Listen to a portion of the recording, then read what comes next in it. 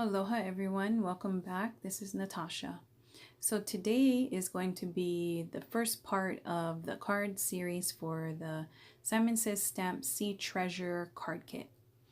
So I started out by stamping some images with my archival ink in jet black on some Bristol smooth cardstock and using some of my clean color brush markers, using here first the blue and the pale green. I'm going to be using that to color in the images on the cards for today. So I first took the blue and adding down a nice layer. I'm going to be using the pale green to pull out the blue and give it more like a gradient effect for the mermaid tail. And I do want to mention that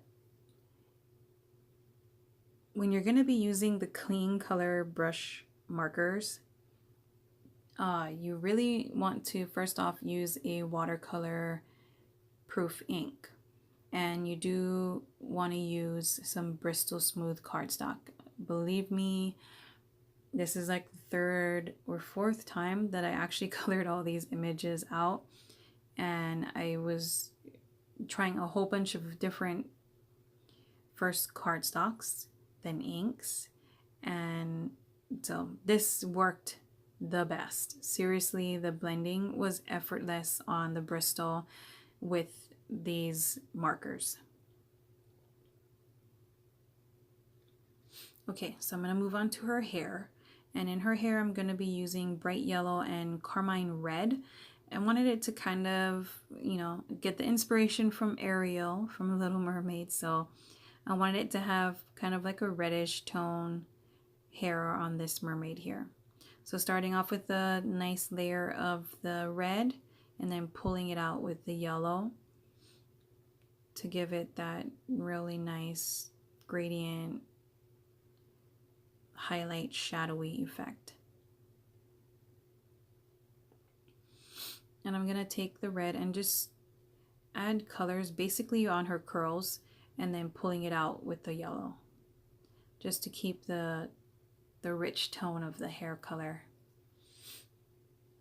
So here where I am in Hawaii, we've been experiencing some really crazy things with Mother Nature. So this past weekend we've had a ton of rain and hurricane warnings, and it's just been a pretty crazy week actually, like past 4 days I think. So we were basically stuck indoors. We got something like 30 inches of rain or something. So basically stuck indoors. It was just pounding rain, flooding everywhere. So it was nice to just kind of sit back and turn on some music and just do some coloring. And so I am going to be using this light pink and the flesh color and beige. And I'm going to be using that on the mermaid's skin, both of them. And also on the starfish and this one, mermaid's hair, and the conch shell that she's holding as well. I did take the same color blue and colored in her little shell bikini top and the shell in her hair as well. Okay, and then moving on to mermaid number 2, I'm using pink and light violet, and I wanted it to have like a really fun mermaid tail, or wanted her to have a fun mermaid tail. So putting a layer of the pink first and then pulling it out with this light violet. And it didn't pull out the way that I really wanted it to pull out, but it still came out really beautiful. And I'm just going to go back in with the pink and just add a little more pink for a touch of a little darker pink on the, butt part of the mermaid. And then blending it out. And I'm going to use the pink right there in the middle of her fin and then pull it out with the purple. It came out really nice. I really like the playful pink and purple color for her tail. And for this mermaid, I'm going to be doing a blonde, like a dirty blonde. So I'm using beige and yellow. And I did have to fussy cut all of my images out. I didn't have the coordinating die, so I did fussy cut. I left some of it in because some people really like to watch fussy cutting. It's really relaxing, and that's cool. But if you don't, then just fast forward through this part. It's not very long anyway. I did color her top and her shell with that pale green. Okay, and there are some of the images that I cut out.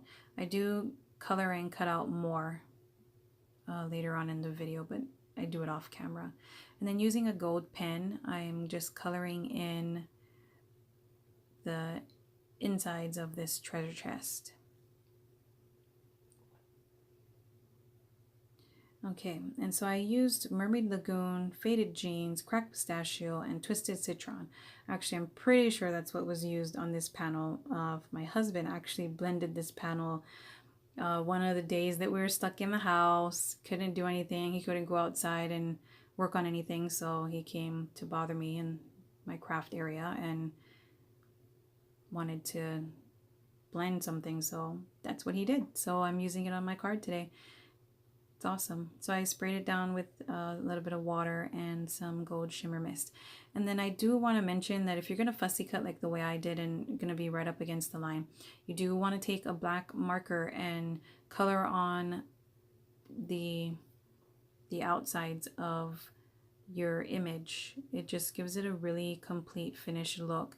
You don't have all that weird white showing through.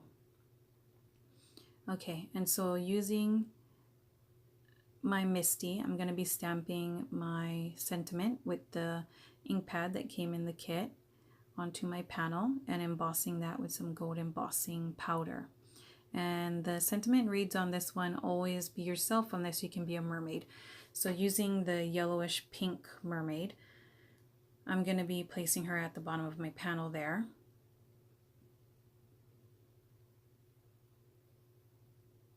And I did use some double-sided adhesive, and if you know me, I don't really like to use double-sided adhesive just because I just don't get things on straight and I end up changing my mind, and so I like to use the liquid just so I have that wiggle room or that time to just move things around.